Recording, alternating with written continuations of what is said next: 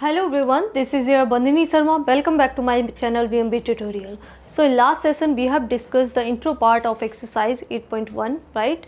And in today's session we are going to discuss exercise 8.1. Okay, so let's start it. So question number 1 is the angles of a quadrilateral are in the ratio 3:5:9:13.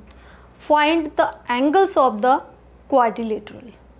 Okay तो इस question में आपको क्या given है कि एक quadrilateral है और उस क्वाड्रिलेटरल के चारों एंगल्स का आपको रेशियो दे रखा है. You have not given the angles here you have given the ratio between the angles. Okay and the ratio is 3:5:9:13. Okay so here you have to find out the 4 angles. Okay so if we have given the ratio, so we can let here the common factor between these 4 terms, 4 angles. Okay, so let's suppose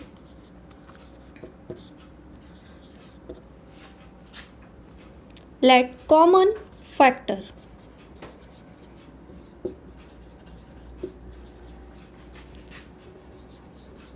between angles be x. Suppose the common factor between these 4 angles we have taken as x. Okay, so the angles will be, since this is the common factor between 4 angles, okay, so you have given here the ratio, so the angles will be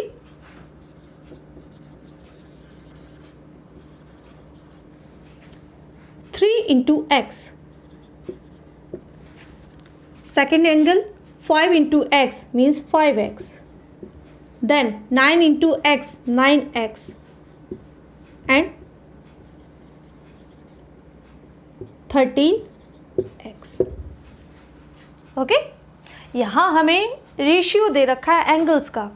तो जब भी हम ratio find out करते हैं तो हम ratio को lowest form में लेकर जाते हैं, मीन्स लोएस्ट नंबर्स में लेकर जाते हैं. अब आप इनमें देख सकते हैं कुछ भी पार्ट, कोई भी नंबर इन चारों एंगल्स के रेशियो में कॉमन नहीं है. तो हमने सपोज क्या किया कि x कॉमन फैक्टर है इन चारों एंगल्स में. ओके कॉमन है तो आपका एंगल क्या हो जाएगा 3 into x 3x, second angle 5 into x 5x, then 9x and last one 13x. Okay क्योंकि x यहाँ पर क्या है कॉमन फैक्टर. अब हम क्या करेंगे, इस x की वैल्यू फाइंड आउट करेंगे. x की वैल्यू फाइंड आउट हो जाएगी तो आपके एंगल्स भी आपको पता चल जाएंगे.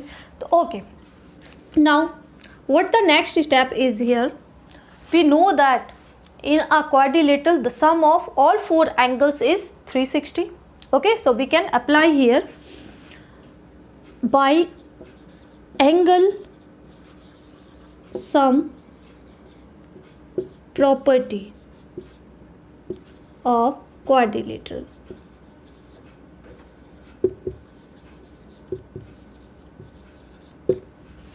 Okay, angle sum property of quadrilateral is what? The sum of all the angles of a quadrilateral is 360. Okay, so here the angles are 3x plus 5x plus 9x plus 13x. This will equal to 360. Okay, so with the help of this we can find out the value of x. So 3x 5x 9x and 13x. So 3 plus 5 8 plus 9 17, then 17 plus 30 30. So 30x equals to 360. Okay, so if you transpose this 30 to this side, so we will get the value of x. So x equals to 360 upon 30. 0 0 cancel out and 12 3s are 36. So the x will be 12. Okay, x की value हमें क्या पता चल गई 12. अब x की value means यहाँ पर x क्या है कॉमन फैक्टर है इन एंगल्स के बीच में. ठीक है। और रेशियो आपको क्या दे रखा है 3:5:9:13 का। तो बस तो फर्स्ट एंगल आपका क्या हो जाएगा, that is 3x। So if we put the value of this x 3 into 12, that is 36 degree. Okay. Similarly, second angle 5 into x means 5 into 12, that is 60 degree. Okay. Then third 9x. So 9 into 12 is 108 degree. And last one, that is the fourth angle, that is 13x means 13 into 12. So it will be 12 3 ja 36, 3 carry 12 1 ja 12 plus 3 15. So these are the four angles.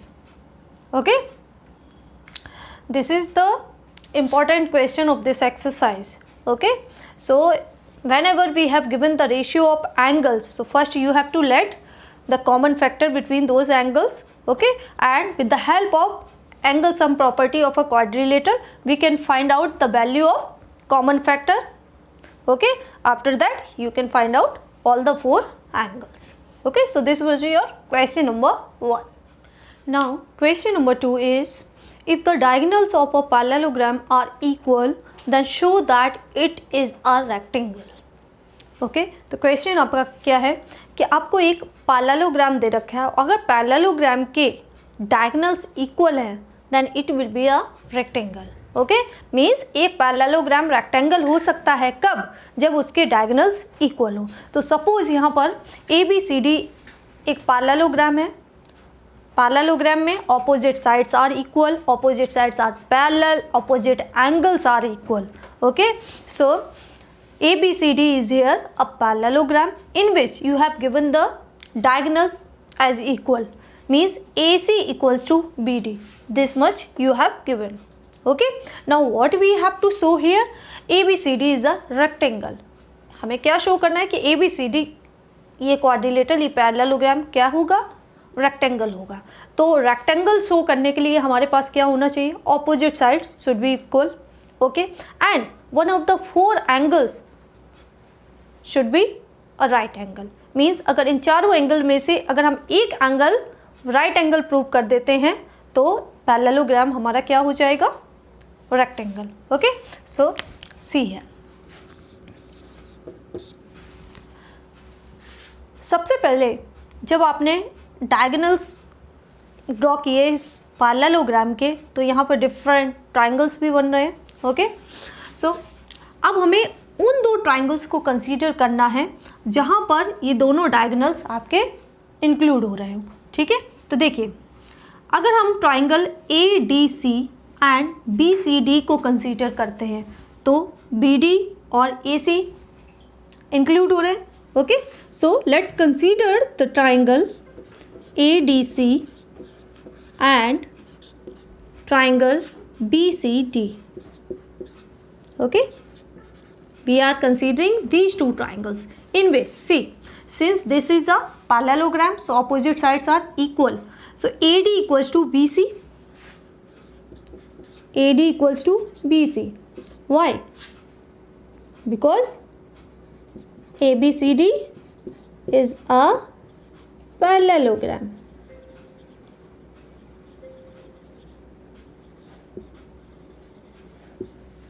Okay, next, since you have given AC and BD as equal diagonals, so we can write AC equals to BD. This we have given. Okay, next, see, this side CD, that is the common side of these two triangles. CD is common between these two, so obviously it will be equal. So we can write CD equals to DC. CD, this side CD equals to DC. Why? Because it's common side of these two triangles. So you can say here the all the three sides of two triangles are equal. So by SSS congruency criteria, these two triangles will be congruent. So we can write triangle ADC is congruent to triangle BCD by SSS congruency rule. Okay. Now see, since triangles are congruent, so their remaining or corresponding parts will also be equal. Okay. So ADC and angle BCD means this angle. This angle will be equal to this angle because these two are corresponding angles of these two triangles. So they will be equal. So we can write from here angle ADC is equal to angle BCD by CPCT, means corresponding parts of congruent triangle. Okay. Now see, since ABCD is a parallelogram, so opposite sides are parallel. So here side AD is parallel to BC. Okay, and this side CD is working as a transversal for these two sides, parallel sides. Okay, so these angle ADC and angle BCD are nothing but interior angles on the same side of transversal. So these two angles will be supplementary angles, means their sum will be 180. Okay, so we have here AD is parallel to BC and CD is a transversal.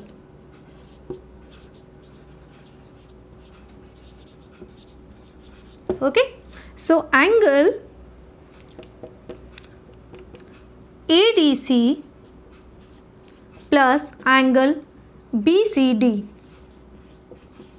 is equal to 180 because these two angles are supplementary angles. Why? Because these are forming on the same side of transversal CD. Okay, CD is transversal for these two opposite sides. Okay, so their sum will be 180. Now from here, since angle ADC is equals to angle BCD that we have proved earlier as equal angles. Okay, so angle ADC plus, in place of angle BCD we can write angle ADC. Okay, that is equal to 180. So ADC plus ADC means 2 times of ADC is equal to 180. So if you transpose this 2 to this side, so we will get here angle ADC that is equal to 180 divided by 2. Okay, that equal to 90. Okay, so what we have shown here, among these 4 angles, one angle that is ADC 90 degree means right angle. Okay, since ABCD is a parallelogram, so opposite sides are equal. Okay, and we also have shown what, one of the 4 angle as right angle. Okay, so this is fulfilling the property of rectangle. Okay, और rectangle में क्या होता है, opposite sides आपकी equal होती हैं और चारों में से एक एंगल अगर आप राइट एंगल शो कर देते हैं तो वो आपका रेक्टेंगल प्रूव हो जाता है।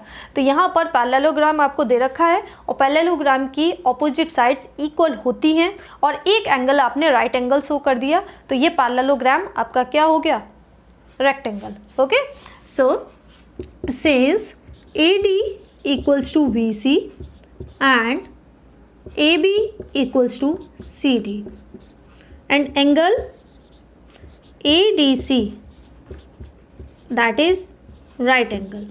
So this concludes what ABCD is a rectangle. Okay, एक पैरेललोग्राम था आपको दे रखा था, उसके डायगोनल्स आपको इक्वल दे रखे थे। तो अगर किसी पैरेललोग्राम में अगर डायगोनल्स इक्वल आपके दिए जाते हैं तो इसका मतलब वो पैरेललोग्राम आपका क्या होगा, रेक्टेंगल होगा। Okay, so this was your question number 2।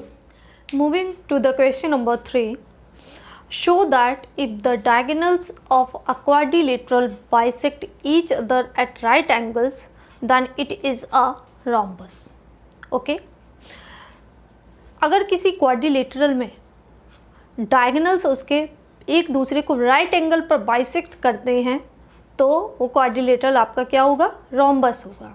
ठीक है, तो आपको एक ये चीज़ भी याद रखनी है कि किसी भी क्वाड्रिलेटरल में अगर डायगोनल्स बाइसेक्ट कर रहे हैं और वो भी राइट एंगल पर बाइसेक्ट कर रहे हैं तो वो क्वाड्रिलेटरल आपका रोम्बस होगा. ओके, तो यहाँ पर हमें एक क्वाड्रिलेटरल ABCD हमने लिया है. ठीक है, अब इस क्वाड्रिलेटरल को हमें क्या शो करना है कि ये रोम्बस है. गिवन क्या है हमें कि इसके जो डायगोनल्स हैं AC and BD bisect each other. Means if AC bisects BD at point O, it means OD is equal to OB. Okay, AC BD को 2 इक्वल पार्ट्स में डिवाइड कर रहा है, इसका मतलब O पॉइंट पर डिवाइड कर रहा है तो OD will equal to OB. Okay, similarly if BD bisects AC, it means OA is equal to OC. दोनों एक दूसरे को 2 इक्वल पार्ट्स में डिवाइड कर रहे हैं, ये हमें दे रखा. और डिवाइड कर भी रहे हैं तो दोनों क्या है? राइट एंगल पर डिवाइड कर रहे हैं. मीन्स अगर AC BD को बाइसेक्ट कर रहा है तो राइट एंगल पर. ठीक है, राइट एंगल. इसी तरीके से अगर BD AC को बाइसेक्ट कर रहा है तो ये आपके राइट एंगल हो गए. मीन्स ये जो भी चारों एंगल्स आपके बन रहे हैं वो क्या है? राइट एंगल्स हैं. ये पार्ट, इतना पार्ट आपको गिवन है और आपको शो क्या करना है कि क्वाड्रिलेटरल आपका रोम्बस है. अब रोम्बस के लिए रोम्बस के क्या फीचर्स हैं कि रोम्बस की चारों साइड्स क्या होनी चाहिए? इक्वल होनी चाहिए. ठीक है, और रोम्बस क्या होता है? आपका एक पैरेललोग्राम होता है. ओके, तो अब यहाँ पर केवल हमें क्या शो करना है कि AB equals to BC, BC equals to CD and CD equals to DA. Means all the 4 sides are equal in each other. Okay, so AB को अगर हमें ABCD को रोम्बस शो करना है तो उसके लिए हमें क्या? इसकी चारों साइड्स एक दूसरे की इक्वल करनी है. So AB equals to BC, BC equals to CD and CD equals to AD. Okay, so see हम इन 2 ट्राइंगल्स को कंसीडर कर रहे हैं, ट्राइंगल AOD एंड AOB को. In triangle AOB and triangle AOD means these two adjacent triangles. Okay, now see, since OD is equals to OB, OD is equals to OB. Why? Because this O point is the midpoint of BD. O is midpoint. BD. Okay, क्यों? AC BD को O point पर bisect कर रहा है तो O क्या हो जाएगा? BD का मिड पॉइंट हो जाएगा. वहाँ से OD equals to OB. Okay, now see this side OA is common for these 2 triangles. So OA is equals to OA. Why? Because it's common between these 2 triangles. Okay, now see, we have given diagonals bisect each other at right angle, means these 2 angles are equal. So angle AOD is equal to angle AOB. Both are right angles. Okay, so 2 sides and included angle of a triangle are equal to the 2 sides and included angle, then the triangles are congruent by SAS, means side angle side congruency criteria. So triangle AOD is congruent to triangle AOB. Why? Side angle side congruency rule. Okay, since triangles are congruent, so their corresponding parts are also congruent or also equal. So from here we can write AD equals to AB, which are the corresponding sides of these 2 triangles. So AD is equals to AB. AD is equals to AB by CPCT. These two sides are corresponding parts of two congruent triangles. Okay, so from there we can write AD equals to AB if you name this as equation number 1. Now see, first we have considered these two triangles, these two adjacent triangles. Now in second step we have to consider these two triangles. Okay, similarly you have to prove here these two triangles as congruent triangles, similar by SAS congruency criteria. Okay, so from here we can prove that AD equals to DC because these two are corresponding parts of these two triangles. Okay, so by congruency we can write AD equals to CD. Similarly, if we consider these two adjacent triangles, so CD equals to BC. Okay, so we can write, पहले आपने इन दो triangles को consider किया, फिर आपको इन दो triangles को कंसीडर किया. Same rule, congruency rule apply हो रहा है यहाँ पर भी. ठीक है, जब ये दोनों ट्राइंगल्स आपके कॉन्ग्रुएंट हो जाते हैं तो इनकी करस्पॉन्डिंग साइड्स इक्वल होंगी, तो यहाँ से AD इक्वल्स टू CD हो जाएगा. उसके बाद थर्ड स्टेप में आपको इन दो ट्राइंगल्स को कंसीडर करना है, तो ये दोनों BC और CD आपके करस्पॉन्डिंग साइड्स हो जाएंगी. Similarly you have to consider these two triangles AOB and BOC. वहाँ से आपकी BC किसके, AB के इक्वल हो जाएगी. सो यू कैन राइट similarly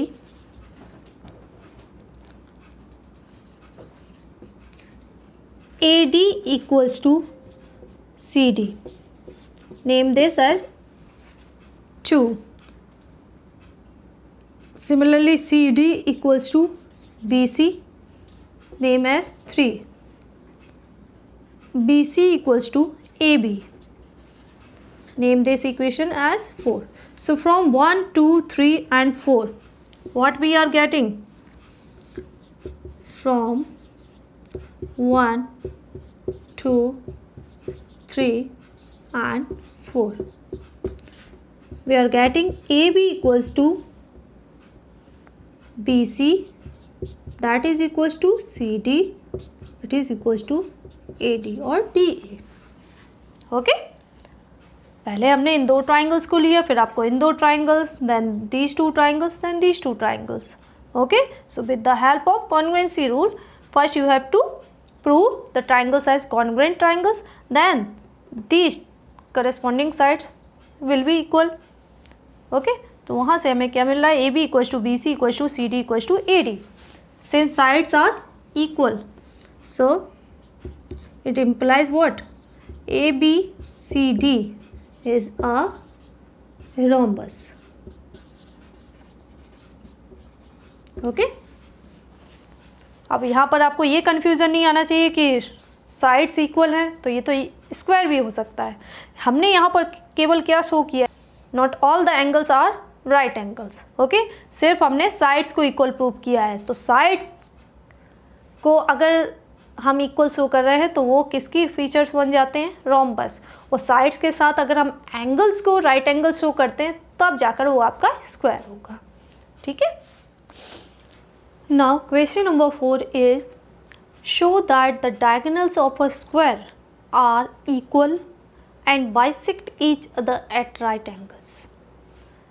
तो इस क्वेश्चन में आपको क्या दे रखा है कि एक स्क्वायर है और आपको शो क्या करना है कि स्क्वायर के डायगोनल्स इक्वल होते हैं और एक दूसरे को बाइसेक्ट करते हैं, और वो भी किस पर, राइट एंगल पर. ठीक है. So suppose here ABCD is a square. Okay, and we have to show what, diagonal AC and BD are equal diagonals and these two bisects each other. दोनों एक दूसरे के क्या, बाइसेक्ट कर रहे हैं, मतलब टू इक्वल पार्ट्स में डिवाइड कर रहे हैं. इसका मतलब OB equals to OD show करना पड़ेगा. If BD bisects AC then OC equals to OA show करना पड़ेगा. ठीक है. सबसे पहला पार्ट, फर्स्ट पार्ट हमें क्या शो करना है कि दोनों diagonals BD equals to AC, ये आपको प्रूव करना है. सेकेंड पार्ट कि दोनों एक दूसरे को बाइसेक्ट करते हैं, तो बाइसेक्ट करने के लिए हमें क्या शो करना है कि O A equals to O C and O B equals to O D. ठीक है। थर्ड पॉइंट जो हमें शो करना है कि दोनों एक दूसरे को राइट एंगल पर बाइसेक्ट कर रहे हैं, मीन्स ये जो एंगल है, angle A O D and angle C O D are right angles. Okay, so total here there are 3 parts which we have to show. Okay, so see, since ABCD is a square, so it's a parallelogram in itself. Okay, and all the 4 sides are equal and all the 4 angles are right angles. This much we have given. Now since first we have to prove what AC equals to BD. So first we have to consider 2 triangles such that AC and BD are part of them. Okay, हमें सबसे पहले क्या 2 triangles ऐसे consider करने हैं जहाँ पर ये दोनों डायगोनल्स उनके पार्ट्स हो रहे हैं। तो देखिए, अगर हम triangle DAB and triangle CBA लेते हैं तो CAB में AC आपका डायगोनल इंक्लूड हो जा रहा है और ट्राइंगल DAB में BD इंक्लूड हो जा रहा है। So in triangle DAB and triangle CBA, इन 2 ट्राइंगल्स की बात हो रही है। स्क्वायर है तो चारों साइड्स इक्वल हैं, तो AD इक्वल्स टू BC हो जाएगा आपका। Okay, since ABCD is a square. Okay, next AB दोनों ही ट्राइंगल्स के लिए कॉमन साइड हो गई आपकी। So AB is equals to BA. Why? Because it's common. Okay, next since angle DAB में this angle and angle CBA right angles because it's a square, so angle DAB is equal to angle CBA are 90 degree. Okay, because it's a square.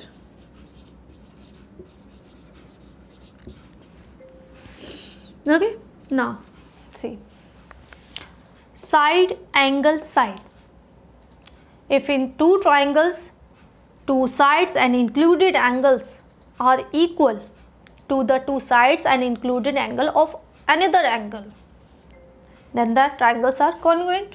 So we can write triangle DAB is congruent to triangle CBA by side angle side congruency criteria. Okay, हमने क्या किया, इन दोनों triangles को congruent prove कर दिया।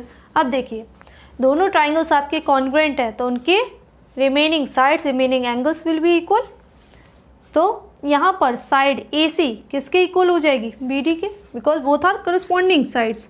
सो AC और BD is equal to AC by CPCD।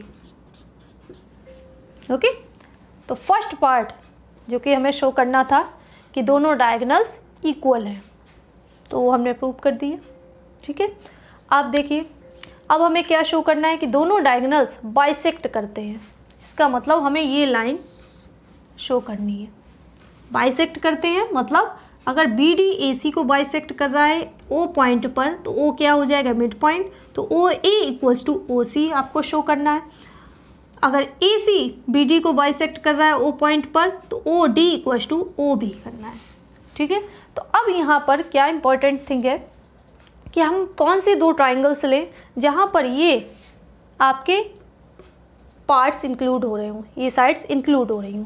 तो अगर हम ट्राइंगल AOB एंड COD को लेते हैं, मतलब इन 2 ट्राइंगल्स को, ठीक है, तो इन दोनों ट्राइंगल्स में,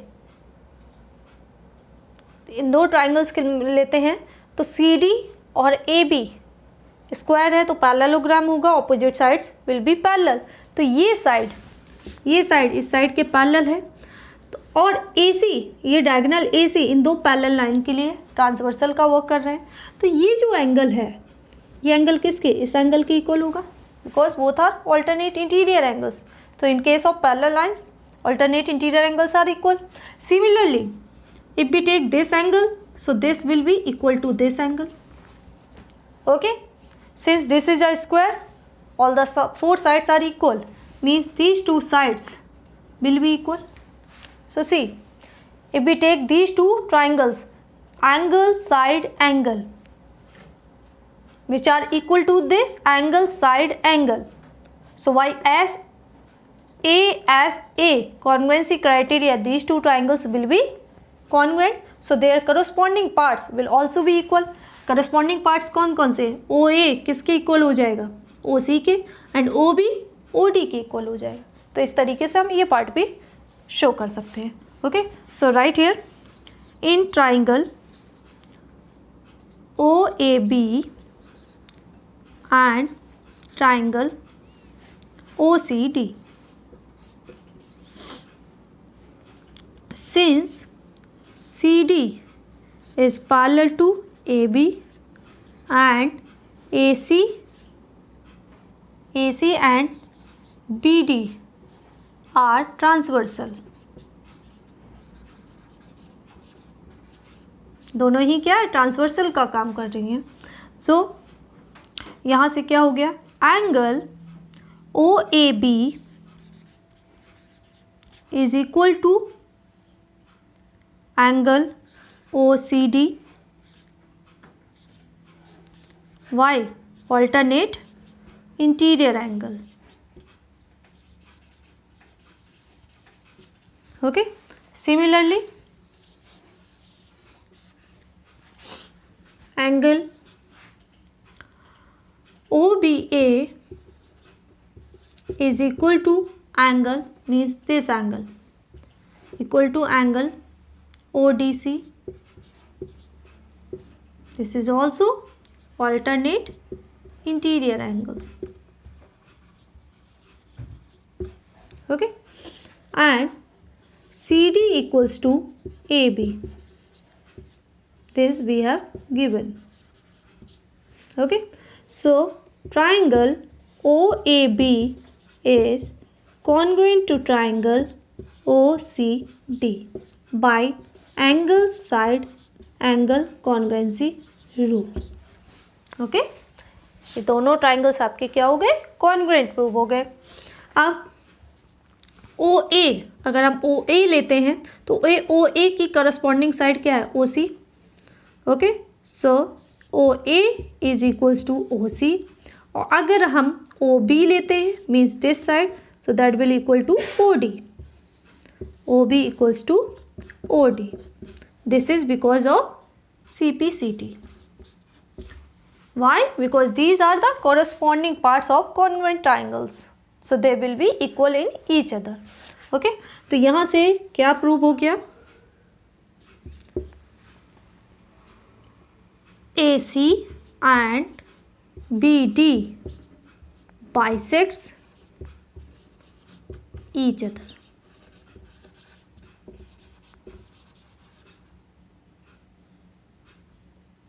ओके, ये लाइन अगर हमने शो कर दी तो इसका मतलब क्या है कि दोनों डायगोनल्स AC एंड BCD, दोनों diagonals AC and BD bisect each other. अब और क्या प्रूव करना था, बाइसेक्ट तो कर रहे हैं बट राइट एंगल पर बाइसेक्ट कर रहे हैं, मतलब एक एंगल इनमें से हमें क्या शो करना है, राइट एंगल। तो देखिए इन दो ट्राइंगल्स को अगर हम कंसीडर करते हैं, so in triangle AOD and triangle COD,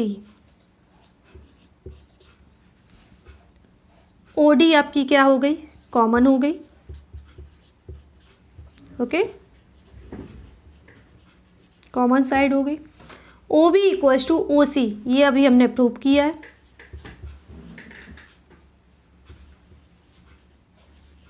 okay, ये हमने अभी शो किया ना, O B equals to O C, और O A D equals to C D, square है तो चारों साइड्स इक्वल है, तो A D equals to C D given है ये हमें।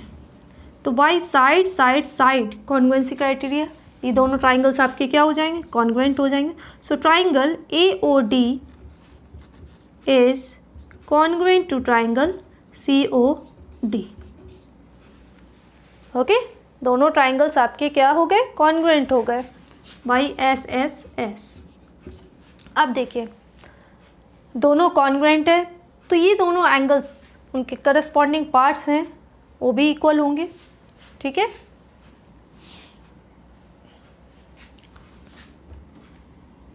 तो यहाँ से देखिए angle A O D is equal to angle C O D by C P C T.